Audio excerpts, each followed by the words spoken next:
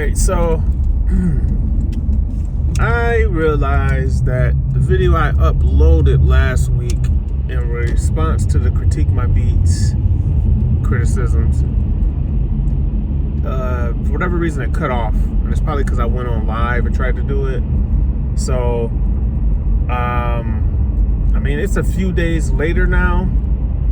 I'm debating on whether or not I was even gonna address the other half of what I said in the video, just because it's old at this point, but it just keeps resonating with me because in light of all the things that have happened this past week after, that happened as far as what's going on in Minneapolis. So I feel it's necessary to not explain, but just kind of break down why I think it's important and why I think that the critique itself was important. And let me just get into it, okay?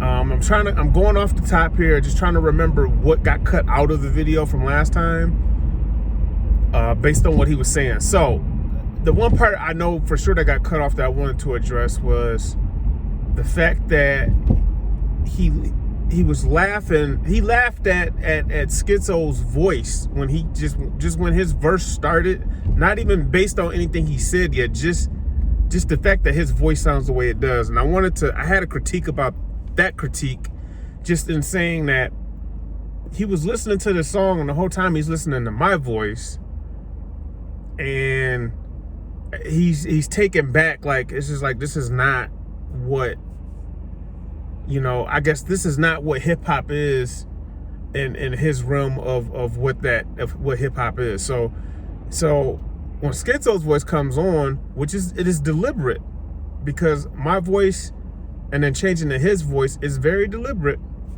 The first thing he does is he laughs at his voice, says it sounds like Cookie Monster.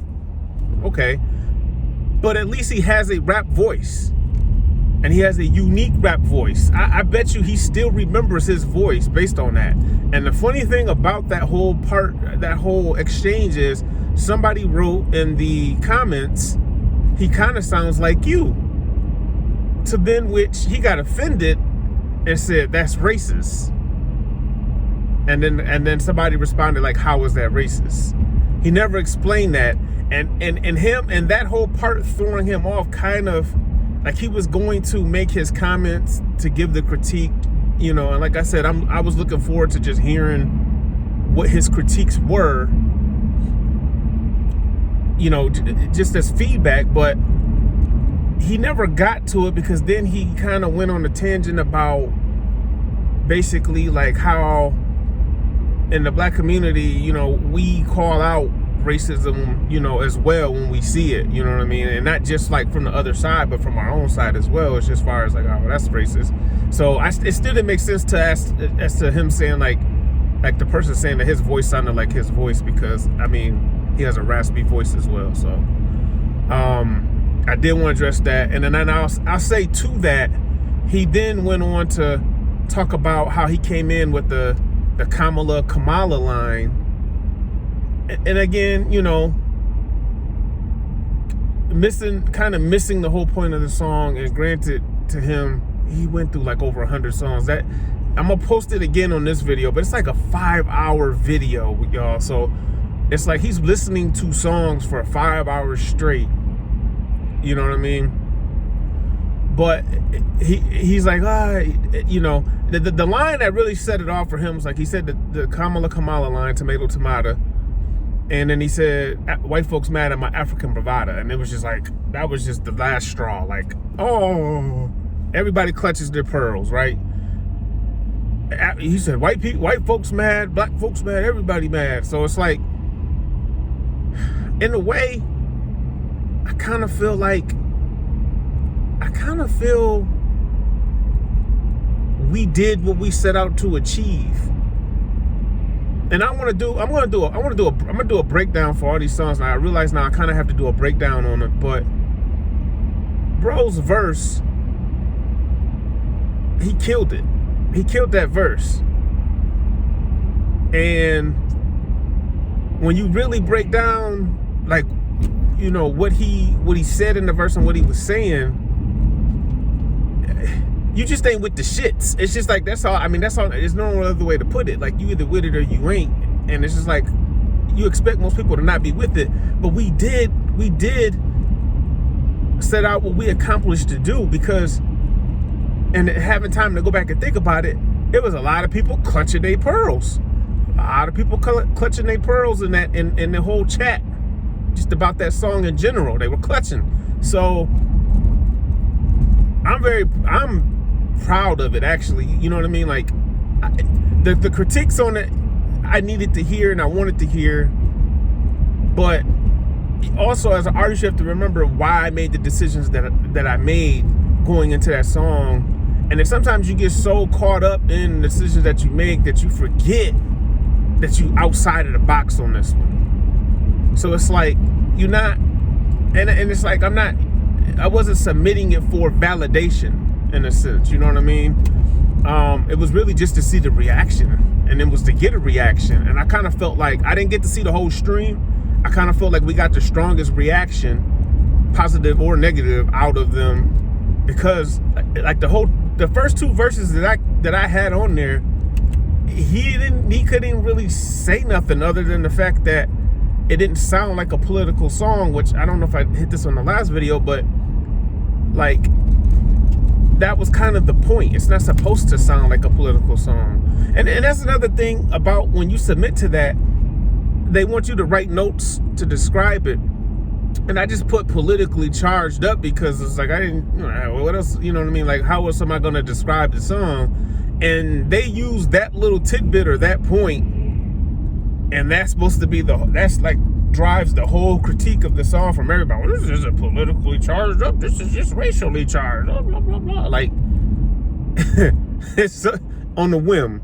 So I did want to address that aspect of the video. Like, I wish we could have gotten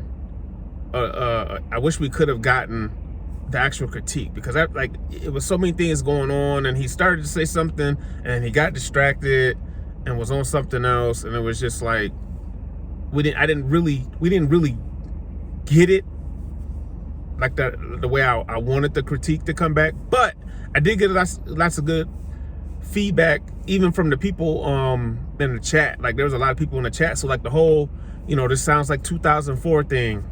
Okay, noted. Okay, I got you. Or you know, we going back to the plantation. Honestly, from the reactions of it, like, a lot of y'all need to go back to the plantation, or need to realize that you still own the plantation. And if I was able to interact with the chat the way I wanted to when it was going on, I kind of would have brought that up, the fact that y'all niggas think y'all ain't own the plantation anymore. Like, how many people in this chat, what do you do for a living, and is it what you want to be doing? Like, are you, because like, and even Curtis will tell you, you know, he started out at Quiznos.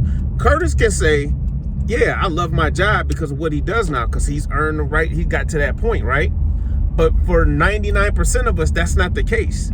I guarantee you, if they're not kids, because that's the other part, like when you online, you're dealing with a lot of kids, but I guarantee you that most of those people are not working at a job that they love to do, which kind of brings me to what's going on in Minneapolis. And this is why, even in the song I refer to, I tell you, you're on the hamster wheel. And it's just like, people don't know it. Especially us as black folks, we get so mad anytime anybody brings up the word slave. And it's just like, we don't even understand that slavery evolved. You know what I mean? That's why it's the wage slave. And that's the reason why I use that terminology. It's like, most of us ain't even getting that, yeah, you still are, because you're a slave to money, because you have to have money. And I don't understand what people don't understand about that, but I'm gonna start explaining it. And I guess that's something, you know, that's something that I need to do. So In response to that, I think the song itself, as far as the critique, like it does throw me back as to how people can see what's going on right now in the world and not get the song. You know what I'm saying? Like, not get the song yet. At the same time, you know, what's going on in Minnesota. So, and the fact that brother lost his life and the way he did, and the fact that it's on video is a tragedy. And so just some of the stuff that I saw on it, what they're doing as far as talking about striking, or going on a work strike for 48 hours, I think is an excellent idea. And I think that's what I'm talking about in the song. Burn the system down. But hey, right, I'm the bad guy. I'm the bad guy, right? Because I said it.